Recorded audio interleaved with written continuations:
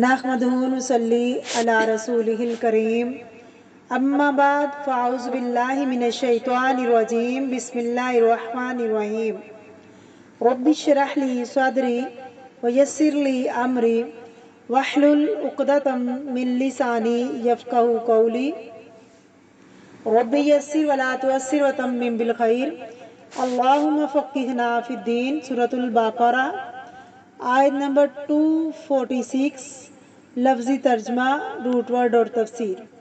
علم کیا نہیں، حرف استفہام ہے۔ استفہام کس کو کہتے ہیں؟ سوالیہ کو، سوال کیا جا رہا ہے۔ اور استفہام ہمیشہ صرف پوچھنے کے لیے نہیں آتا، بعض دفعہ دوسرے کا شوق ابارنے کے لیے، اس کا تعجب پیدا کرنے کے لیے بھی آتا ہے۔ لم نہیں، تورا تم نے دیکھا، یہاں دیکھنا آنکھ کا دیکھنا نہیں بلکہ دل کا دیکھنا ہے، یعنی غور کرنا۔ الی الملائی، طرف سرداروں کے، میم لام حمزہ اس کا روٹ ہے۔ اس گروہ یا جماعت کو کہتے ہیں جو کسی ایک کام پر اکٹھی ہو، یعنی مل کر کوئی کام کر رہے ہوں تو وہ نظروں کو ظاہری حسن و جمال اور دل کو ہیبت و جلال سے بھر دے۔ یعنی ایسے لوگوں کی جماعت جو مل کر اکٹھے کام کر رہے ہوں تو ان کا ایک جگہ پر اکٹھے ہونا دیکھنے میں بہت خوبصورت لگے اور دل میں اس کی وجہ سے ہیبت ہو۔ اسمبلی کے معنی میں آتا ہے جہاں لوگوں کا اجتماع ہوتا ہے، عام لوگوں کا نہیں جو کسی خاص مقصد کے لیے اکٹھے ہوں۔ یہ عموماً سرداروں کے لیے، بڑے لوگوں کے لیے آتا ہے۔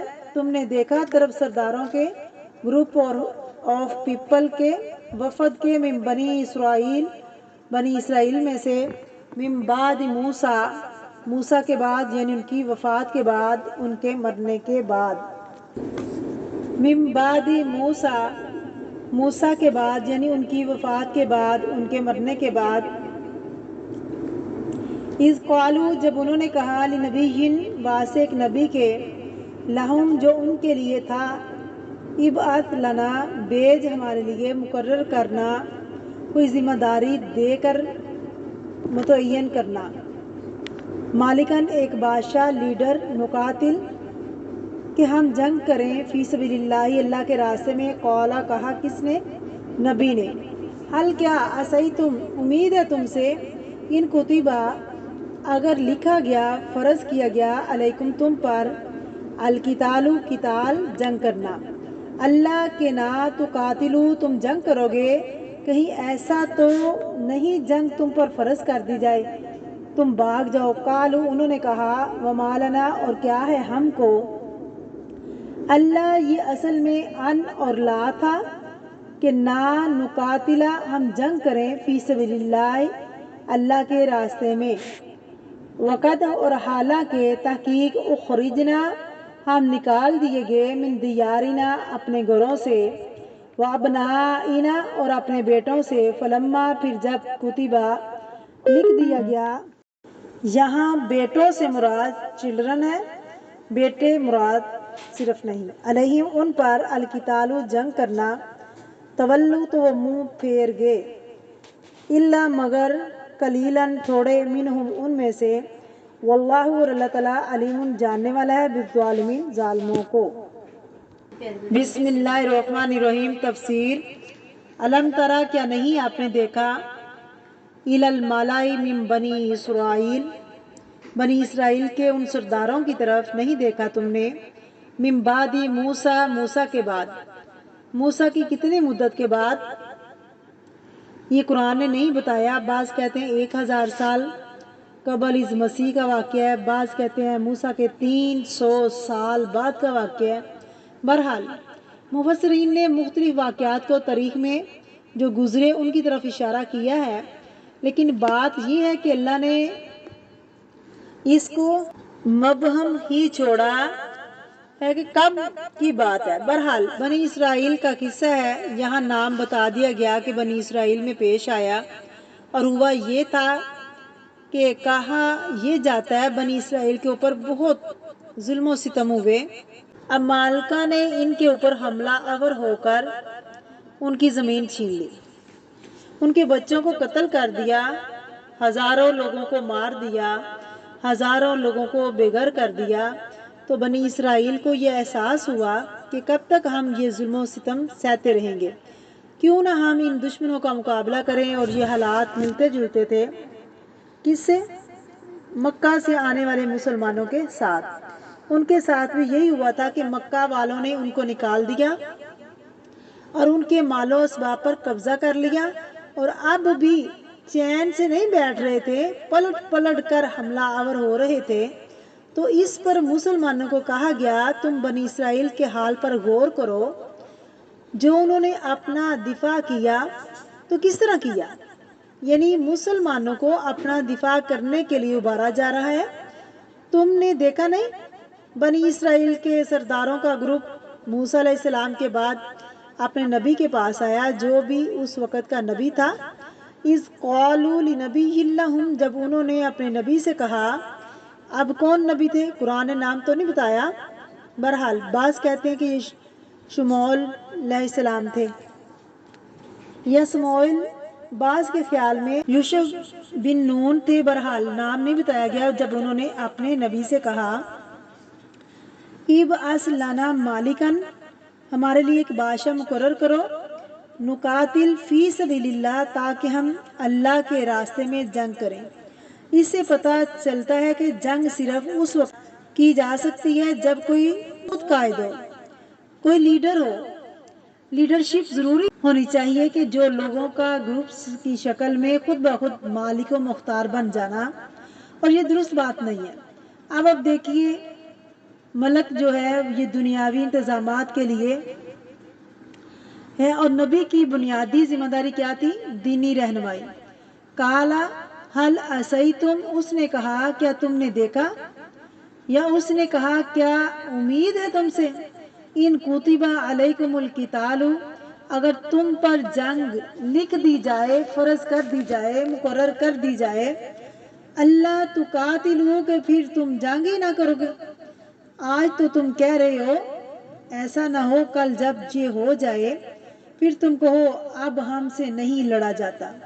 قالوا، وہ کہنے لگے، وما لنا، اور کیا ہے ہم کو، اللہ نقاتل فی سبیل اللہ، کہ ہم اللہ کے راستے میں جنگ نہ کریں، وقد اخرجنا من دیارنا، حالانکہ ہمیں ہمارے گھروں سے بھی نکال دیا گیا، وابنائنا، اور اپنے بیٹوں سے بھی الگ کر دیا گیا، یعنی بچے ہمارے مار دیے گئے، تو اب بھی ہم نہیں لڑیں گے۔ ابھی تو اب نے بات کی کہ قومیت کے لیے، مال کے لیے نہیں لڑنا چاہیے، بلکہ اصل مقصد اللہ کے راستے میں جنگ کرنا ہو۔ پھر یہ تو کہہ رہے ہیں کہ ہمارے گھر لوٹ گئے، بچے مر گئے، تو اب بھی نہ لڑائی کریں، اب بھی نہ ان سے لڑیں۔ ہاں، اگر گھروں کا لوٹنا اور بچوں کا قتل ہونا دین کی وجہ سے ہو، تو پھر وہ اپنا دفاع کرنا فی سبیل اللہ ہی میں شمار ہوگا۔ لیکن اگر دین کی وجہ سے نہ ہو، صرف اپنے علاقے کو وسیع کرنا ہو یا کسی کے وسائل پر قبضہ کرنا ہو، تو یہ فی سبیل اللہ جنگ نہ ہوگی۔ تو اسلام میں جنگ کرنے کا ایک ہی سبب ہے، اپنے دین کا دفاع، اور دین کی خاطر اگر کوئی مصیبت آتی ہے تو اس کا ازالہ، لیکن اصل مقصد اللہ ہی کی رضا ہو، اس کے علاوہ کسی اور مقصد کے لیے جنگ کرنے کی اجازت نہیں دی گئی۔ دوسرے لوگوں کو ہاں جنگ کے اور مقصد تو ہو سکتے ہیں، لیکن ایک مسلمان کے لیے جنگ کی اجازت صرف اس وقت ہے دین کے لیے، کوئی اور ریزن نہیں ہے۔ بحیثیت قوم کے ویسے تو اپنی سرحدوں کا دفاع کیا جائے گا، لیکن یہ سب کچھ اس وجہ سے ہو رہا ہو کہ کوئی شخص دین پر کیوں ہے، اس وقت پھر فرض ہو جاتا ہے، اور پھر وہ فی سبیل اللہ ہی ہوگا۔ فلما کتب علیہم القتال، اور پھر ان پر جنگ کرنا لکھ دیا گیا، تولوا، تو وہ منہ پھیر گئے، یعنی جنگ کرنا فرض کر دیا گیا، الا قلیلا منہم، مگر تھوڑے ان میں سے تیار رہے۔ واللہ علیم بالظالمین، اور اللہ خوب جاننے والا ہے ظالموں کو۔ کون ہے یہاں ظالم؟ جنہوں نے مطالبہ کیا خود اپنے لیے ایسی چیز کا جو ان پر فرض نہ تھی، جب فرض ہو گئی تو فرض سے بھاگ گئے۔ تو فرض کا چھوڑنا ظلم ہے۔ اس سے کیا پتہ چلتا ہے؟ فرض کا ترک کرنا، چھوڑنا ظلم ہے۔ اصل میں ظلم دو طرح کا ہوتا ہے: فرض چھوڑنے کا، حرام چیز میں پڑنے کا۔ اللہ کو حرام کردہ جو چیزیں ہیں حلال کرنا، یہ بھی ظلم ہے۔ اور دوسرا کیا ہے؟ فرض ادا نہ کرنا۔ اس آیت میں بھی بہت سے سبق ہے ہمارے لیے۔ پہلی بات یہ کہ قرآن مجید میں غور و فکر کی دعوت دی جا رہی ہے۔ دوسری بات، نبوت کی فضیلت بیان کی جا رہی ہے، کیونکہ یہاں بنی اسرائیل کا جو گروہ ہے وہ اپنے نبی کے پاس آ رہا ہے کہ آپ ہمارے لیے جنگی لیڈر مقرر کیجیے۔ یہاں یہ بھی پتہ چلتا ہے جنگ کرنے کے لیے لیڈر کا ہونا ضروری ہے۔ پھر یہ بھی پتہ چلتا ہے کسی نبی کے لیے ضروری نہیں کہ وہ خود ہی جنگ کی قیادت کرے، وہ اپنی جگہ کسی اور کو بھی مقرر کر سکتا ہے۔ یہ بھی پتہ چلتا ہے عہدے کسی کے اعتبار سے دیے جائیں، چاہے صلاحیت اور قابلیت کے اعتبار سے۔ دوسری بات یہ کہ نبی بہت سمجھدار تھے، انہوں نے ان کے مطالبے پر کہا کہیں ایسا نہ ہو کہ اگر ایسا ہو گیا تو پھر تم بھاگ جاؤ گے، پھر جاؤ گے جنگ سے۔ یعنی اگر اللہ نے کوئی چیز ہم پر فرض نہیں کی، اسے جان بوجھ کر اپنے اوپر فرض نہیں کرنا چاہیے۔ یہ نہ ہو کہ کہیں فرض پورا نہ کریں اور پکڑ ہو جائے۔ مثال کے طور پر بہت سے لوگ نظر مان لیتے ہیں۔ کیا کہتے ہیں؟ اگر ہمارا یہ کام ہو جائے، ہم ساری زندگی روزے رکھیں گے، تو کبھی ایسی نظر نہ مانیں جو پوری نہ کر سکیں، ورنہ پکڑ ہوگی۔ بہت لوگ جلد بازی میں نظر مان لیتے ہیں۔ نظر کے بارے میں صحیح حدیث میں آتا ہے کہ نظر قضاء یا تقدیر کو نہیں بدل سکتی، یعنی نظر ماننے سے کچھ ہوتا نہیں ہے، لیکن دعا تقدیر بدل سکتی ہے۔ نظر سے تقدیر نہیں بدلی جا سکتی، جو مصیبت آنی ہے وہ آنی ہے۔ تو سوچ سمجھ کر نظر یا منت مانے، بار بار پر نظر ماننا، یہ عادت اچھی نہیں ہوتی۔ لیکن اگر کسی نے نظر مان لی تو اس کو پورا کرنا ایسا ہی ہے جیسے فرض نماز کا پورا کرنا۔ یہ بھی پتہ چلتا ہے کہ کسی بھی چیز کے لیے بڑے دعوے نہیں کرنے چاہیے جب تک آپ وہ کام نہ کر کے دکھائیں، اور پھر جب انسان اپنے اوپر وہ چیز لازم کر لے تو پھر اس کی پابندی کرے، پھر اللہ کے ساتھ کیے ہوئے وعدوں کا مذاق نہ بنائے۔ خالد بن ولید تھے، انہوں نے کوئی علمی کام نہیں کیا مگر زبردست جنگ لڑی۔ انہوں نے جنگی لیڈر تھے، جو کام انہوں نے میدان جنگ میں کیے وہ دوسروں نے نہیں کیے، اور وہ نہیں کر سکتے تھے۔ اس کے علاوہ کچھ صحابہ کرام میدان جنگ میں کم ہی گئے مگر علمی دنیا میں رہے۔ حضرت ابو ہریرہ رضی اللہ تعالیٰ عنہ کی جنگی خدمات بتائیے ذرا؟ نہیں ہے، لیکن ان کی علمی خدمات بہت ہے۔ بہت سے لوگ کہتے ہیں کہ دین اور سیاست ایک ہے۔ ہر شخص جو دین میں ہے اس کو سیاست میں ضرور لانا چاہیے۔ ہر وہ شخص جو سیاست میں ہے وہ دین میں بھی ضرور گھسیں گے۔ ہر ایک کو اللہ نے مختلف صلاحیتیں دی ہیں۔ اصل چیز اسلام میں یہ ہے کہ کون کس چیز کا قابل ہے، کس کے اندر کیا اہلیت ہے، کیا قابلیت ہے۔ بہترین کام تب ہوتا ہے جب انسان اپنی صلاحیت کو پہچان کر کام کرے اور ان چیزوں میں مت گھسے جو اس کے بس میں نہیں ہے۔ تو اللہ تعالیٰ ہمیں دین کی سمجھ عطا فرمائے، آمین۔ وآخر دعوانا ان الحمدللہ رب العالمین۔